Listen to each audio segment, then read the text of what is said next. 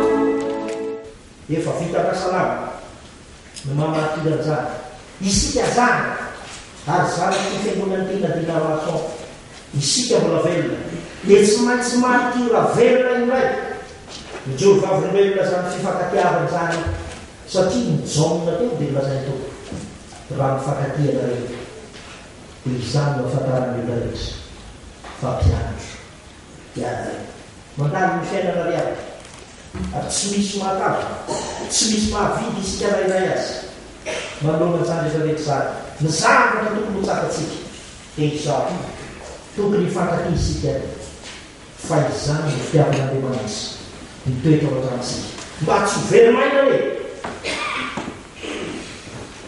ny fanoloam-pivavahana rehetra nataotsika nandritra n'izao fotoana izao fa mba hampiroborobo ny fanantenana ato anatsika sy fifankatiavana amintsika tsirairay dia mba ho tateraka amintsika rehetra tokoa ho amin'ny fiainatsika ka nitotsika an'Andriamanitra anapatsika hevitra mombo azy na iza na ohatra tsy fitram-piangonantsika na mbola vavatsika rehetrrehetra zany fa tsy misy dikan'izany na teny Paoly apôstôly manao hoe ary ny fanantenana dia tsy mampamenatra satria ny fanahy-masina izay no menantsika no mety ny napidina ny fitiavan'Andriamanitra ho ao ampitsika mba aiza minona rezimenakafy fa ny tompo dia nilaza zao teny izao tsy amin'ny fitsapana izay heveriko tsy ho zakanareo an'Andriamanitra ny voninahitra.